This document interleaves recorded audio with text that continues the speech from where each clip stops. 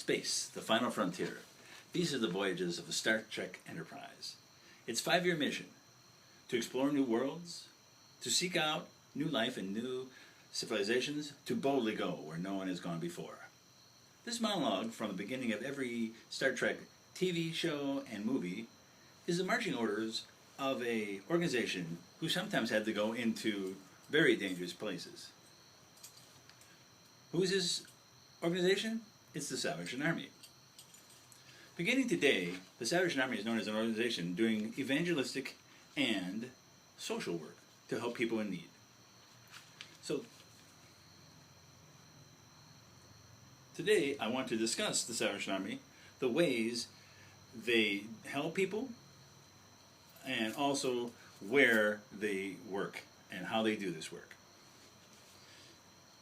In 1865, William Booth, a Methodist minister in London, left the mainstream church because he felt the mainstream churches in Britain were too middle class to be successful in bringing the masses to God.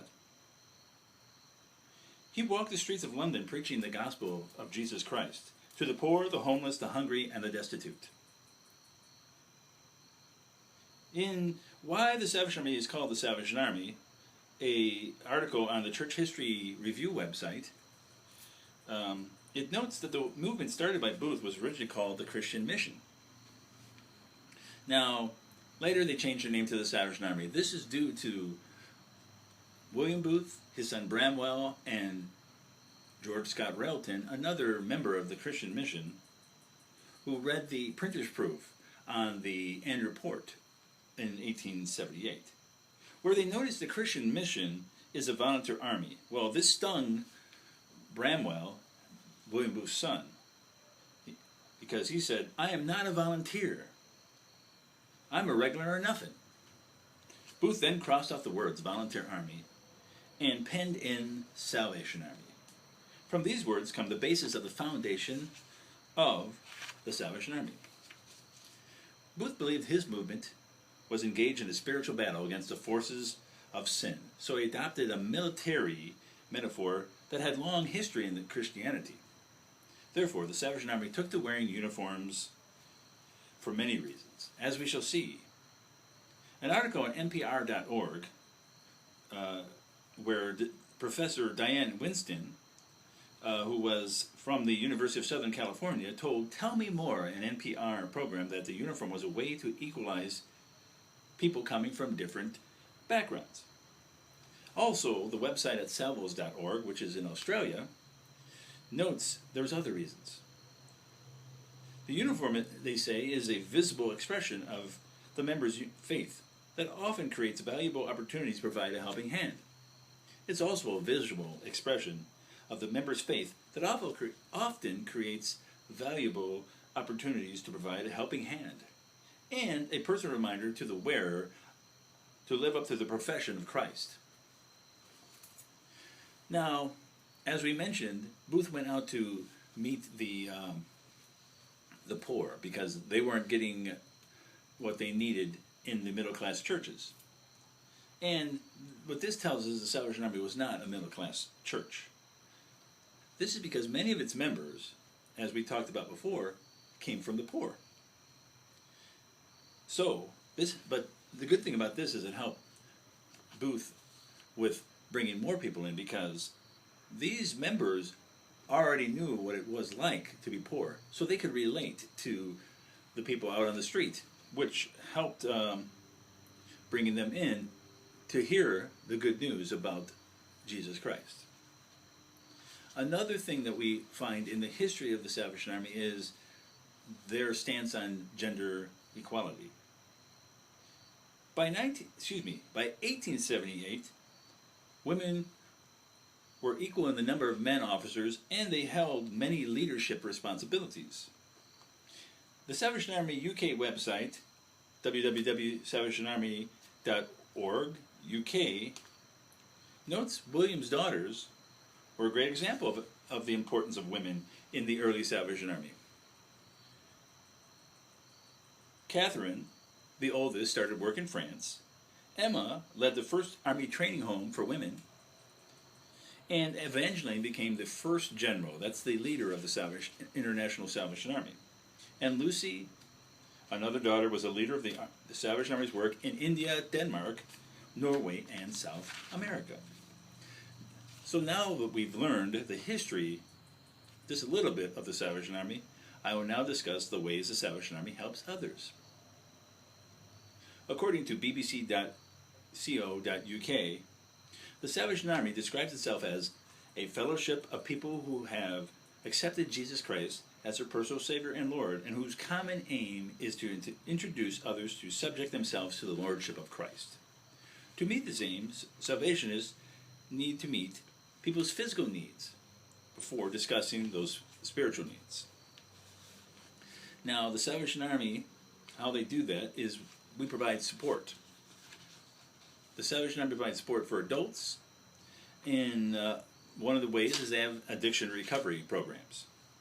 The Salvation Army Central Division website at centralusa.salvationarmy.org notes that the Salvation Army has 119 U.S.-based adult rehabilitation centers, where help, hope, and a second chance at life can be found for those in the grip of addiction. This program started in 1888 when William Booth opened shelters for homeless people. In the 1940s and 50s, America, adult rehabilitation centers developed a program which included professional social workers and psychologists that help. The Salvation Army provides prison ministries, where they lead worship services and provide counseling and emergency assistance to inmates. Additionally, it makes Bible study materials available to the correctional facilities, to the inmates, and also their families. This ministry is meant to make the Bible known and to promote a personal relationship with Jesus Christ. One other thing that they work on, out of their many, is to combat human trafficking. The Salvation Army's mission to preach the gospel of Jesus Christ and to meet human needs in His name without discrimination makes them deeply committed to fighting human trafficking. In the U.S. and abroad, the Salvation Army continues this mission as part of a reviving movement for the abolition of sex trafficking and other forms of commercial sexual exploitation. One of the other things that they do, not just for adults, but also for children and families, is they have hunger relief. And according to the USDA.gov, in 2012, more than 47 million American households had difficulty in providing food on the table. So through many soup kitchens, sit-down meal programs, food pantries, and more services, the Salvation Army helps to minimize the threat by serving 60 million meals to anyone in need. Another way they help is through youth camps and recreation. Thousands of children from low-income families enjoy an annual summer camp program. In addition, the Salvation Army Church's children, regardless of financial situation, have the opportunity to participate in summer camp programs. Some of the churches also offer vacation Bible school and day camp. And also throughout the year, the Salvation Army churches offer a varied program of activities for children, which may include the following programs: music, scouting, teen ministries, and more. Finally, one of the ways they help that I'm going to discuss is Christmas assistance. I'm sure many of you have seen the red kettles that are out at the stores. Well, that's something the Salvation Army does to get money to help people during Christmas time and throughout the year.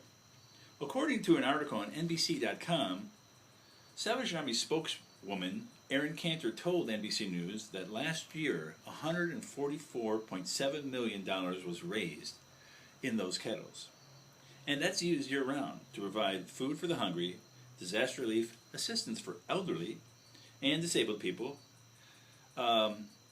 shelter and necessities for homeless, and opportunities for underprivileged children. The Salvation Army also has disaster relief services. And there are 7 core services that they provide. Training. They offer a variety of courses to help people prepare for emergency services. Food service. You've probably seen the trucks that are there during disasters where they will help feed the disaster personnel and also the people that have been affected by this disaster. They also, during a disaster, people might need emotional and spiritual care. The Salvation Army has trained individuals who will go out and assist people in need. Also, the Salvation Army has during a disaster event, they have the Team Emergency Radio Network, where they mobilize a worldwide network of volunteer amateur radio operators to keep communications open. Now, during a disaster, they provide emergency assistance to meet survivors' needs for food, clothing, shelter, and medical services. Donation management is another thing the Salvation Army does, where they efficiently collect, sort, and distribute donated goods. And there's also the recovery aspect, where whether it's long-term or short-term, they meet the unique needs of the individual. Now that I've discussed the ways the Salvation Army helps others, let's find out where the work is being done. The Salvation Army International website at salvationarmy.org notes that the Salvation Army currently resides in 127 countries, where globally there's 13,826 churches.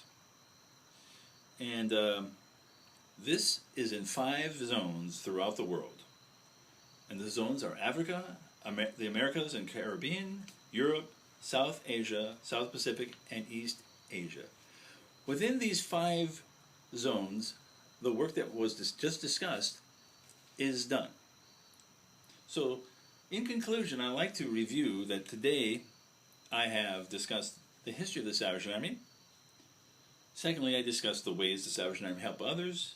And finally, I discussed places where the Salvation Army does this work. So, from its beginning to today, the Salvation Army is known as an organization that does evangelistic and social work to help people in need. So, as we've discussed, the Salvation Army, we see they have boldly gone where no one has gone before. Sometimes the trek has been dangerous and life-threatening, but still they preach the gospel of Jesus Christ to the needy, with their heart to God and their hand to man.